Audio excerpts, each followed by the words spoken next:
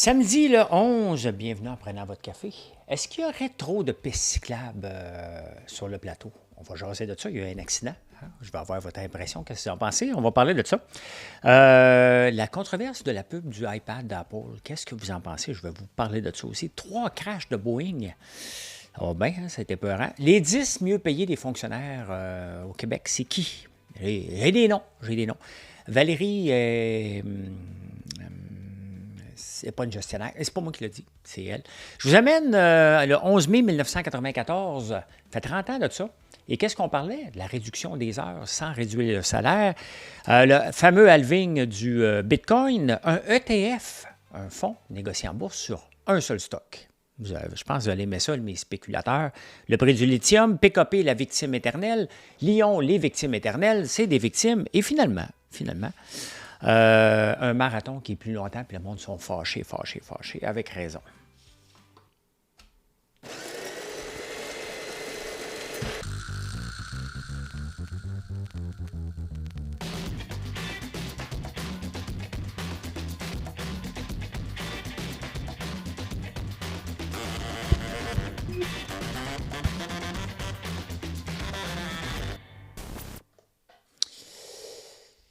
Il y a un gars sur les lives, tu sais, à chaque produit que je lance, je fais toujours des jaloux, puis des gens qui me disent qu'il n'y a pas d'affaires dans un marché. Fait que là, il y a quelqu'un vendredi matin qui me dit dans un live, Puis Lambert, tu payais à faire des shampoings. Mais tu sais, tu peux voir, c'est à peu près le ton de la question. Et est-ce que c'est payant faire du shampoing? Est-ce que c'est payant se lancer en affaires? La réponse est, on le sait, par expérience, là, une entreprise, on le sait si on a fait de l'argent quand on la vend. Et puisque cette entreprise-là n'est pas faite pour vendre, donc je suis en croissance, je vais toujours être en croissance pour le restant de mes jours, donc je veux qu'elle soit rentable, je veux que les gens soient bien payés, eux autres le sont, c'est moi qui suis payé. Et ça fait partie de se lancer en affaires, tout simplement. Puis je vis très bien avec ça, faites-vous-en pas. Mais non, il n'y a rien de payant. Il faut que l'entreprise soit rentable parce que c'est ce qui garantit des jobs. Puis vous allez voir, on va en parler d'entreprise qui n'est pas rentable. Lyon, ça vous tente-tu de travailler pour Lyon aujourd'hui? Pas certain, hein? Bien, c'est ça. Il faut avoir des entreprises rentables. C'est toujours mieux pour votre sécurité d'emploi. Donc, les employés en font partie. L'abus de pistes cyclables. Bon, je ne peux pas montrer la vidéo parce que j'ai toujours peur d'avoir les droits d'auteur puis toute la battante, là. Je ne veux pas avoir de trouble avec ça. Mais vous irez voir la vidéo, si vous ne l'avez pas vue, de la fillette qui se fait frapper par une cycliste sur le plateau. Le problème, c'est que c'est un sens unique. L'autobus arrête, elle est dans un sens unique. Il y a 2 pistes cyclables de chaque bord. Est-ce qu'on abuse des pistes cyclables? Tu sais, parce que si on regarde, là, la coupable, c'est la cycliste ou le cycliste all the way. Il n'a pas fait son stop puis il a ramassé sa petite fille en passant. C'est coupable à 100 000 à l'heure. Mais est-ce que la configuration de ce genre de piste cyclable-là et avec un autobus qui arrête des 2 bords alors que les autos sont dans un sens unique? Tu sais, le rôle d'une ville, le rôle des transports, c'est aussi de prévenir les accidents. De prévenir qu'il va y avoir des tarlas sur la route. Regardez l'autoroute 50, pas supposé avoir d'accident, là. On n'est pas supposé changer de voie. Et pourtant, il y en a un par semaine des accidents, puis il y a un mort par mois. Donc, pourquoi? Parce que c'est un accident. Et c'est ça. C'est ça qui est arrivé, c'est un accident. Mais il faut se reposer comme question, c'est pas normal. Regardons, la petite fille descend sa mère, elle la regarde, elle la descend. Est-ce que la petite fille a la capacité de comprendre que sens unique, mais ça se peut qu'il y ait des vélos? La réponse est non. Donc, la mère aurait dû être là. Je ne blâme pas la mère, loin de là. Je fais juste faire décortiquer l'accident. Le chauffeur d'autobus, est-ce qu'il devrait ouvrir sa pancarte avant, bien longtemps d'avant? Hein? Est-ce que le chauffeur d'autobus aurait dû klaxonner ou il ne regardait pas en avant? Il regardait sa petite fille. Tout ça est fait qu'une petite fille s'est faite frapper. Mais s'est faite frapper pourquoi? Parce qu'il y a une cycliste qui roulait dans la piste cyclable, qui a été un moment inattendu, et qui a ramassé sa petite fille qui ne savait pas qu'un vélo pouvait venir par là. Il y a ça aussi. Et Valérie Plante, si ça avait été une auto, un char, elle aurait sorti rapidement. Là, elle est muette totalement. Elle a fait, il faut faire attention, mais elle n'a pas blâmé sa configuration de piste cyclable. Et il est là le problème. Il est là le problème. Là, elle n'est pas décédée, la petite fille, et c'est tant mieux, mais si elle avait décidé, qui aurait été est-ce que c'est une responsabilité commune? Pense que oui. Pense que oui.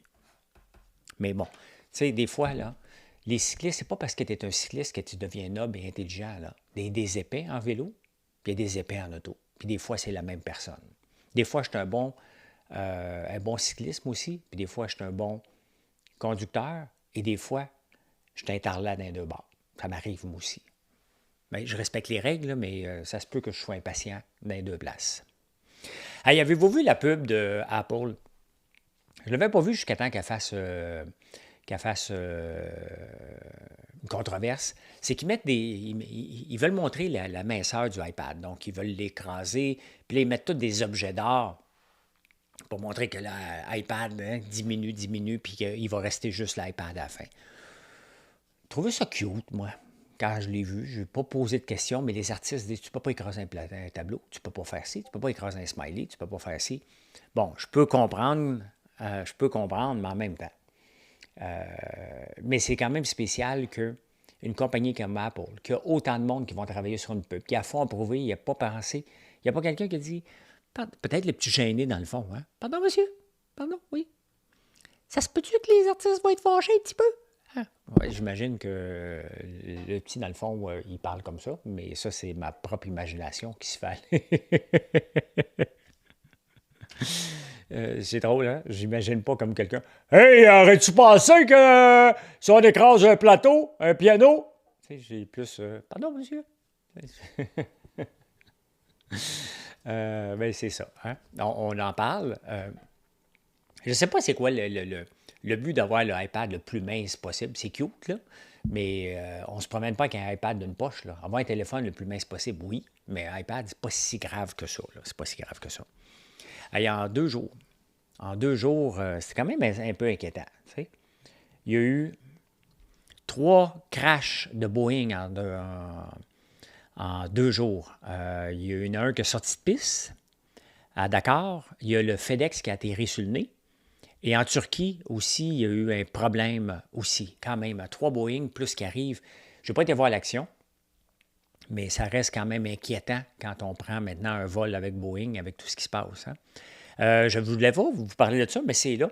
Regardez, il y avait 3 jeunes ados qui se sont mis un masque au charbon actif. On a un savon au charbon actif ici, puis c'est excellent pour l'acné. Puis il y a 3 jeunes en Californie qui s'étaient mis ça, puis s'étaient mis sur les réseaux sociaux. Ils s'étaient fait accuser de blackface. Mais ils viennent de gagner 1 million parce qu'ils ont juste, c'était des acné masques, des masques contre l'acné, le charbon actif et ça. Puis si tu le fais, bien, tu sais, si tu mets un masque, comme on a un masque à la citrouille, si tu le mets, tu vas avoir la peau orange. Si je le fais au charbon actif, puis tu as l'air de ça, ou moi-même, si je le fais, c'est sûr que ça fait blackface. Hein? Mais c'était juste, donc ils viennent de gagner 1 million parce qu'ils s'étaient fait sortir de l'école.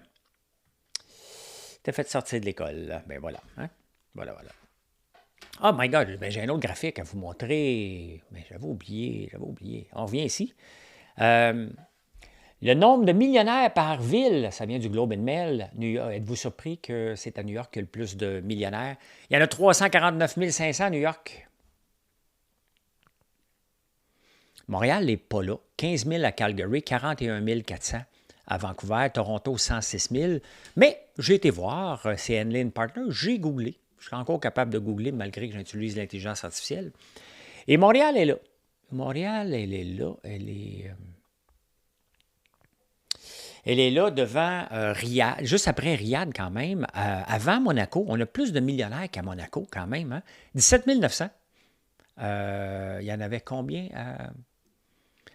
15 000 à Calgary, 41 000 à Vancouver. À Montréal, on en a 17 900. Las Vegas, quand même, hein? What happened in Vegas stays in Vegas, mais non. Je pense qu'il y en a qui partent millionnaires puis ils en perdent une coupe en chemin. On est devant Calgary, comme je viens de montrer. On est devant Milan. On est devant le Caire. On est devant bien des villes. On est derrière Austin, hein, dans le pétrole. Moscou, 35 000. Regardez le nombre de milliardaires. Maintenant, c'est la dernière colonne. À Moscou, il y a 28 milliardaires, 250 personnes qui valent plus que 100 millions. Et si on revient à Montréal.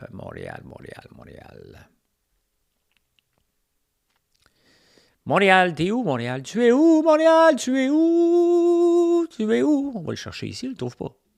Il est là. Il y a 26 personnes à Montréal qui valent plus que 100 millions et il y en a 2 qui valent plus qu'1 milliard. Je ne sais pas qui, hein, parce que c'est une vraie valeur. Là. 1 milliard, c'est dans ton compte. Là. Il doit certainement Bronfman puis un Desmarais. Ça doit être un des deux, d'après moi. Mon feeling, c'est à peu près ça. Intéressant quand même. Hein? Il y a 17 900, mais c'est sûr que Valérie Plante ne veut pas les avoir, ces gens-là, dans sa ville. Hein? C'est eux autres qui payent des taxes, mais elle n'en veut pas, elle n'en veut pas. Elle n'en veut pas, elle n'en veut pas. Elle n'en veut pas, elle n'en veut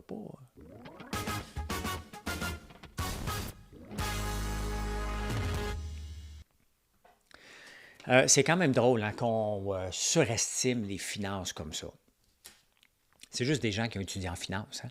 Et la Caisse de dépôt a les 10 fonctionnaires les mieux payés, bien entendu le président, mais il y en a un paquet d'autres, qui sont tous des millionnaires qui gagnent 4,4 à 1,5 million par année. Pourquoi? Pour rapporter de l'argent à l'État, les fonds de retraite. Et ils ne sont pas capables de battre l'indice du S&P 500. Donc, toute cette infrastructure-là, pour absolument rien. C'est sûr que ça ferait bizarre qu'un gouvernement dise, je mets la hache là-dedans et tout mon argent est dans un fonds indiciel. Ça ne ferait pas sérieux comme gouvernement. Ce qui ne fait pas sérieux, c'est qu'ils ne sont pas capables de battre l'indice. Et c'est ce que Warren Buffett et Charlie Munger disaient. Ça ne donne rien, ces gens-là ne sont pas capables, mais on les surestime, puis ils se surestiment eux autres aussi. Bien, c'est ça. Dans le fond, qui devrait être mieux payé?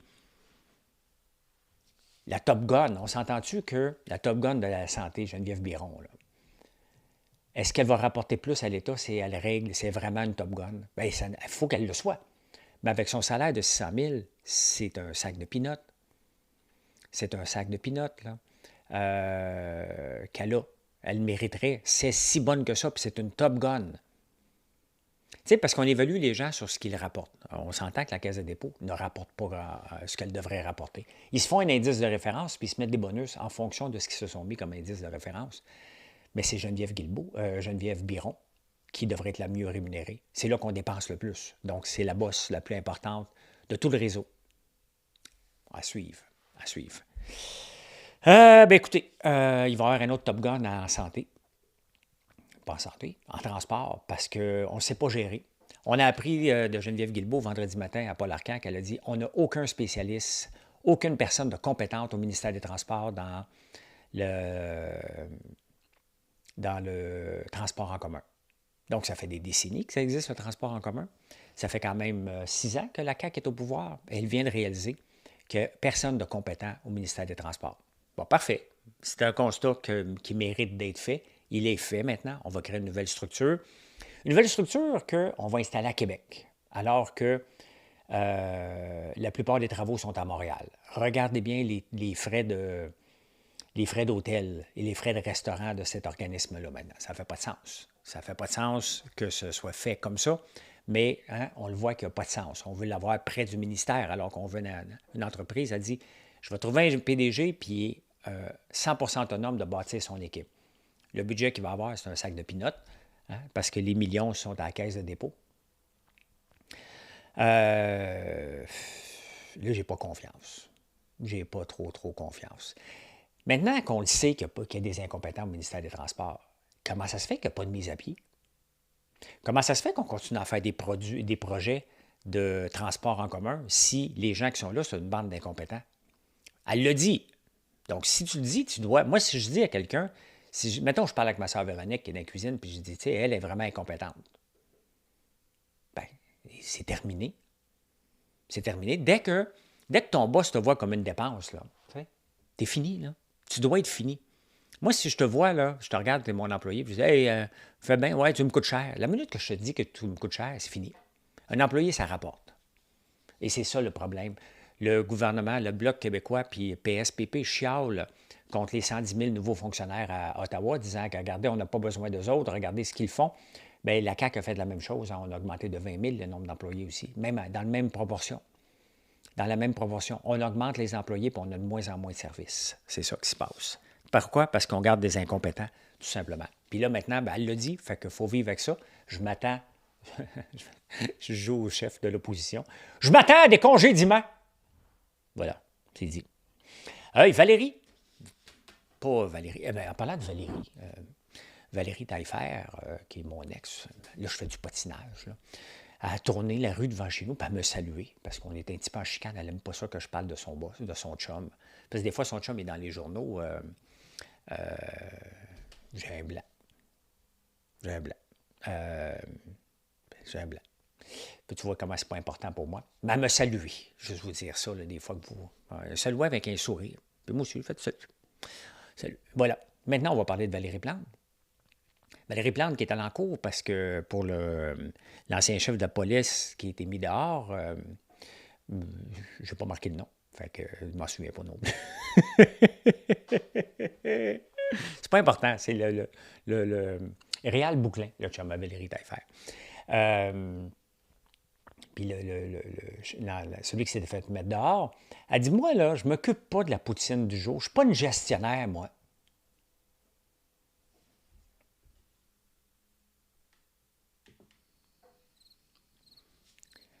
Je suis pas une gestionnaire, moi. J'aurais dû faire une toune avec ça. Je suis pas une gestionnaire, moi. Je suis pas une gestionnaire, moi. Comment ça se fait que la mairesse de la grande ville de Montréal, la plus grande ville au Québec, dit à tout le monde qu'elle n'est pas une gestionnaire, qu'elle ne s'occupe pas de la gestion? Le chef de police révèle de elle. Je dis ça, puis je dis tout.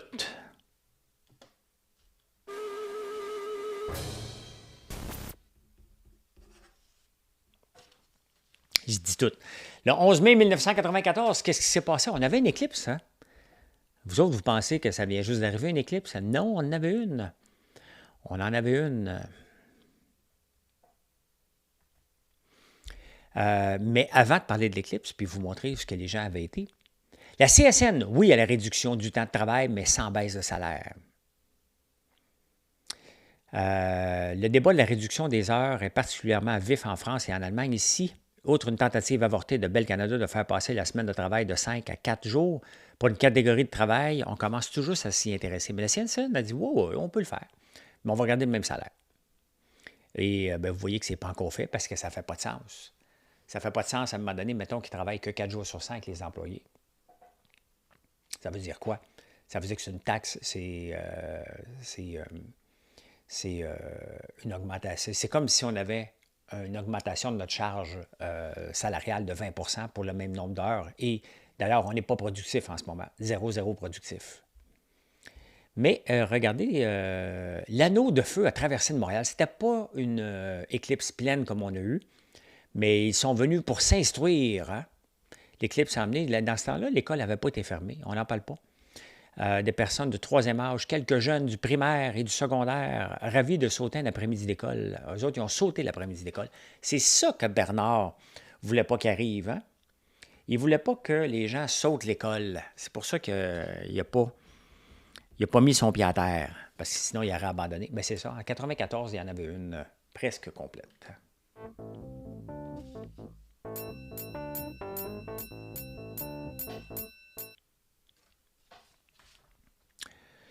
Hey, le fameux halving, hein, le Bitcoin a été... il n'est rien arrivé au Bitcoin. Bon, on va mettre les choses au clair. Là. Le Bitcoin a continué son petit chemin, un petit train va loin, mais les redevances que les gens reçoivent, je parle comme un spécialiste, ça, je l'ai appris il y a 3 semaines. Les redevances que les gens reçoivent du Bitcoin ont été coupées de moitié. Donc, pour miner un Bitcoin maintenant, ça prend, pour que ce soit rentable, à peu près, on parle d'à peu près 50 000, à peu près entre 45 et 50 000 pour miner un Bitcoin. Et maintenant, il est à 60 000. Et pourquoi que dans les autres halvings qu'on a eus, il a explosé? Bien, les experts ont dit, bien, regarde bien ça. On va regarder sur un an ce qui s'est passé avec le Bitcoin. Bien, le Bitcoin, il y a un an, il valait 27 000. Il est descendu à 27 000.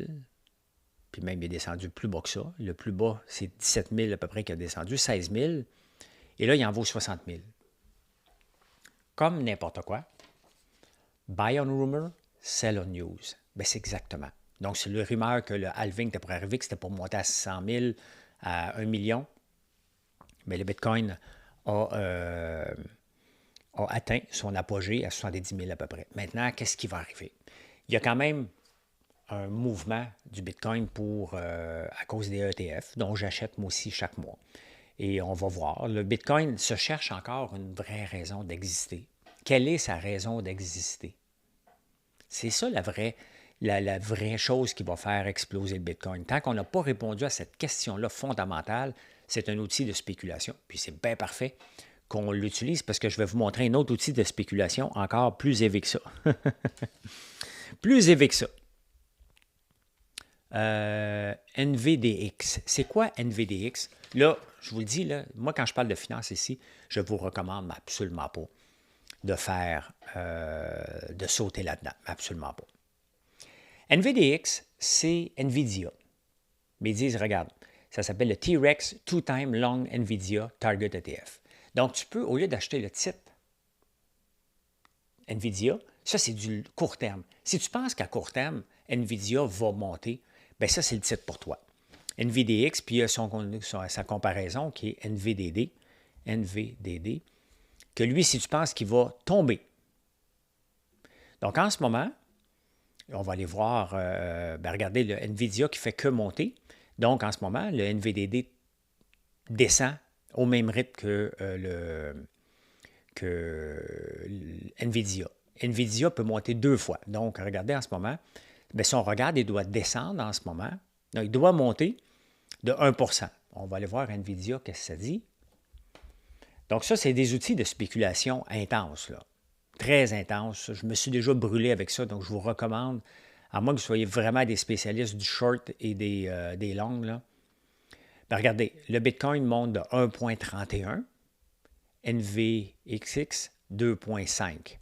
Donc, c'est ça, c'est 2 fois. C'est du court terme, très, très court terme. Tu pourrais très bien dire, non, là, je pense qu'il a assez monté, j'ai pas confiance, je vais shorter. Dans le fond, acheter du NVDD, c'est comme shorter NVIDIA sans le faire par l'entremise des shorts. Donc, voilà. Ce que je voulais vous montrer aussi, Donut. Donut qui est Krispy Kreme. Qu'est-ce qui s'est passé avec Krispy Kreme? Et comme tous les titres, il y a bien des gens qui ont misé sur le fait que Wegovy puis Ozempic coupaient les treats, pour manger moins de treats, puis que les gens vont moins manger de ça. Mais là-dedans, il y a des gagnants et des perdants. Il y en a. Et c'est exactement ce qui s'est passé avec NVIDIA. Hein? Le monde a commencé à dire, puis Walmart, puis un paquet de titres, il y a des cochonneries, on n'en mangera plus, les gens vont maigrir. Bien, regardez, c'est exactement ce qui se passe au mois de décembre 2023. Et le titre descend. Hein? Décembre 2023, il vaut 15,42 et il descend à 12. Donc, les gens le short ici. Krispy Kreme annonce un deal avec McDonald's. Paf! Regardez la chandelle. Ça monte de 11,75 dans la même journée à 17. Ça, c'est ce qu'on appelle un short squeeze. C'est que tous ceux qui l'avaient shorté à un certain prix ici ont été pris pour le racheter. En le rachetant, rajoute la bonne nouvelle à McDonald's, eh bien, c'est ça. Donc, ils sont obligés de le racheter parce qu'il a atteint un certain prix. McDonald's annonce une nouvelle, les gens se garochent dessus et bingo, hein, c'est là que des fortunes se font et se perdent. Donc, Krispy Kreme a été exactement ça. Et de miser contre certains titres à cause que les gens prennent du Ozempic et du Wegovy puis que les gens vont tous maigrir, bien, il y a la volonté de réussir aussi des entreprises qui vont enlever des parts de marché à quelqu'un d'autre. Krispy Kreme vient de le faire en ce moment. Donc, c'est vraiment intéressant. Écoute, on va regarder un autre titre, Lion électrique. Hein? Puis regardez Lion, ça c'est typique de Taiga et typique d'un titre qui est en train de mourir. Hein? Et est-ce que je devrais vendre? Il m'en reste pas assez. À l'étape où je suis, je m'en fous pas mal. J'ai payé 20$ comme à peu près tout le monde. Là. Il en vaut 90 cents. Il annonce des mauvais chiffres. OK? Ça va mal, Lion, ça vaut 89 cents. Ça monte, 1,14 $. Ça, c'est typique d'un titre qui va mourir. Hein? Les gens l'achètent et disent « Hey, il a déjà valu 20$, il vaut 89 cents, moi l'acheter, il va avoir des bons résultats. » Les résultats sortent et c'est la marde. C'est complètement pas bon. Et là, ça remonte. Les gens, ça passe de 90 à 1,04 $. Les gens, « Hey, ça va partir, il va y avoir des bonnes nouvelles. » Mais la réalité rattrape. Et qu'est-ce qu'est la réalité? Lyon, aujourd'hui, blâme le gouvernement fédéral de ne pas aller assez vite avec ses programmes de subvention. Mais ça, là, si Lyon a fait son modèle d'affaires sur un modèle de subvention, ça appartient à Lyon. Le gouvernement fédéral ne peut pas faire des programmes et adapter pour faire survivre une entreprise. C'est aussi bien de donner de l'argent sans lui donner des autobus. Donc, Lyon est condamné, puis il met de la pression sur le gouvernement fédéral. Est-ce que le gouvernement fédéral, maintenant, pour sauver une entreprise du trou, va commencer à dire « OK, je vais en accepter un peu. » Là, un moment donné, il y a des limites à l'interventionniste. Là. Lyon a voulu jouer le jeu des subventions, comme Théo Taxi a voulu jouer le jeu des subventions. C'est parce que c'est toute la même gang. Il ne faut pas oublier qu'au Québec, cette gang-là, c'est le Québec King, ces gens-là. Donc, à un moment donné, ils ont joué un jeu, Lyon, qu'ils sont en train de perdre, le jeu des subventions. Et vous voyez pourquoi je vous le dis 100 fois par jour. Si tu dépends d'une subvention, ton entreprise ne dépend pas de toi. Donc, tu n'as aucune force comme PDG de l'entreprise, aucune. Ta seule force, c'est les lobbies pour faire convaincre les gens. Et si tu veux mettre ton entreprise entre les mains d'un lobby, pose-toi des questions sur ton modèle d'affaires. Pose-toi des questions. Hey, PKP. Qui est PKP? La victime est à l'infini du Québec King, justement. Je ne sais pas si c'est lui qui est milliardaire. Je pense pas. Hein? Parce qu'il faut qu'il vale 1 milliard. Mais il fait partie de ceux des 26 qui valent plus que 100 millions quand même. Là. Il ne veut pas payer son loyer à l'Assemblée nationale. C'est quand même spécial qu'on paye un loyer à l'Assemblée nationale, mais tout le monde le paye. Lui, il dit, moi, je ne le paye pas. Il doit 8 800 par mois. Et ça fait 9 mois qu'il ne le paye pas, donc l'Assemblée nationale va l'emmener en cours. Mais techniquement, tu as un loyer, tu as dû signer un bail. Là. Donc, il faut que tu le respectes. C'est pas de la faute à l'Assemblée nationale si Québécois, TVA Sport qui perd de l'argent depuis le début. Là. Ça, c'est ses problèmes à lui. Là, il blâme Bell, TELUS et Rogers qui sont contre lui. Quand ça ne marche pas, lui, c'est toujours la faute des autres. Tout le temps. C'est jamais de sa faute à lui. C'est jamais la faute à PKP si les affaires ne vont pas bien. C'est la faute aux géants de la publicité. Regardez, j'ai recommencé cette semaine à faire une pub. Je n'ai pas appelé le Journal de Montréal. C'est pas la faute des géants. C'est parce que c'est pas efficace. Les journaux et la télé, c'est zéro efficace. On le met où c'est efficace. Regardez, j'ai mis une pub. Parce que je veux vous retargeter quand il y a beaucoup de gens qui ne me connaissent pas, qui viennent voir une recette. Donc, je serais bien con de ne pas vous dire « Hey, by the way, tu es peut-être venu voir la recette, mais tu sais qu'on a des belles affaires aussi. » Donc, j'essaye ça cette semaine. Et des petits montants. Il y avait des petites erreurs. Entre autres, quand vous tapiez François Lambert, j'étais commandité. Je n'ai pas besoin d'être commandité François Lambert, je suis déjà là. Donc, je corrige un peu d'affaires et je vais voir si ça va me rapporter. Quand la pub va être bien rodée d'ici un mois, que je vais corriger toutes les petites erreurs, à un moment donné, je vais mettre un montant d'argent assez élevé pendant 2 jours pour voir, OK, est-ce que ces pubs-là m'apportent de l'argent pour vrai? Parce que les Google, les Facebook et tout le monde ont tendance à s'approprier des ventes. Et c'est ça que je veux voir. Un coup que c'est rodé, puis je dis, OK, la pub, elle représente exactement ce que je veux qu'elle fasse. Bien, je me fais 1$ par jour. Quand je dis un gros montant, ça va peut-être être 200 pendant 2 jours. 200 par jour pendant 2 jours pour voir si ça a-tu un impact. Et je n'ai pas de problème de mettre de l'argent. Pour moi, faire du marketing n'est pas une dépense, c'est un revenu. Ça doit nous coûter, ça doit nous rapporter plus que ce que ça nous coûte. Donc, si c'est le cas, bien, je vais en mettre à l'infini de l'argent. Là. Je veux grandir, et au Québec et au Canada, mais là, je mets juste l'emphase au Québec. Donc, je n'ai pas appelé le Journal de Montréal. Ce n'est pas les géants. C'est que les géants sont nés, puis ont commencé à faire de la pub parce que le modèle des journaux ne marchait pas, tout simplement. Il faut arrêter de blâmer. Ce n'est pas les géants, c'est nous autres, les consommateurs, les entreprises, qui ne vont pas les voir parce que ce n'est pas efficace. C'est ça. Donc, il faut arrêter de chialer à un moment donné. Il faut arrêter de chialer à un moment donné. On s'en va aux insolites.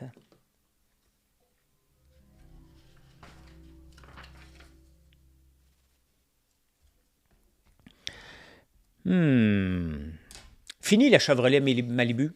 C'est complètement fini. 60 ans quand même. Quel beau succès. 60 ans pour une auto. Là, n'importe quoi qui va durer plus que 20 ans, c'est un succès incroyable. Là. Ben, je le dis parce que à IVA Technologique, 24 ans aujourd'hui, pas aujourd'hui, mais au mois de septembre quand même, c'est ma première compagnie avec Georges, elle existe encore. Est-ce qu'elle est le vent dans les voiles? Non. Elle grandit, mais pas le vent dans les voiles. On est dans 75 pays, mais quand même, ça vaut la peine de souligner une entreprise qui a 60 ans. Avez-vous déjà couru un marathon? Hein? Moi, j'en ai couru 4, j'en ai fini 3. L'autre, je l'ai fait en ambulance. J'avais les pieds déchirés. Mais ce qui est important, c'est de respecter la distance qui est 42,195. Parce que souvent, un marathon, comme celui de Montréal que j'avais fait en 95, je me suis qualifié par mon temps au marathon de Boston. Je ne le savais pas, mais j'avais fait 2h59 et le temps à faire était 3h10. Mais là, il y a bien des gens qui sont allés faire un marathon à Newport, en Angleterre, et les organisateurs se sont trompés de 226 mètres, donc 500-600 pieds, ce qui est énorme. Donc, il y a bien des gens qui disent, écoute, ça ne marche pas, mes temps ne marchent pas, mes temps ne marchent pas. Et ils ont recalculé, puis il y avait 246 mètres de trop. Fait que là, ils vont donner des temps, des crédités des temps de 70 à 96 secondes à tout le monde qui vont pouvoir se qualifier pour le marathon de Londres ou le marathon, peu importe. Ils vont avoir des temps ajustés. Ça m'est arrivé une fois pour un 5 km. Il y avait 300 mètres de trop sur un 5 km. J'ai vu à un moment donné, je m'en allais faire mon meilleur temps, c'était à Ville-Saint-Laurent. Et je m'ai vu, ça ne marchait pas. Là. Donc, 300 mètres, je n'ai pas pu faire mon meilleur temps. C'est fâchant quand tu t'entraînes, même quand tu es amateur, que ce genre de choses-là arrivent. Hein. Comme dirait l'autre, hein, you only had one task. Mesurer, Colin, mesurer. Moi, j'ai les yeux bleus. Et une étude vient de sortir que les gens aux yeux bleus tolèrent plus l'alcool que les gens avec les yeux bruns. Just saying. Fait que moi, j'ai le droit d'en prendre un petit verre de plus que vous autres. Je ne le prends pas. Je le laisse aux autres. Eh bien voilà, je peux dire ceci. Mission accomplished. Merci d'être là. Venez donc nous voir sur françoislambert.one. Venez faire un tour. Venez voir tout ce qu'on fait. T'apprécies. Merci. Si vous n'êtes pas abonné, merci de le faire. Passez un excellent samedi. Bye.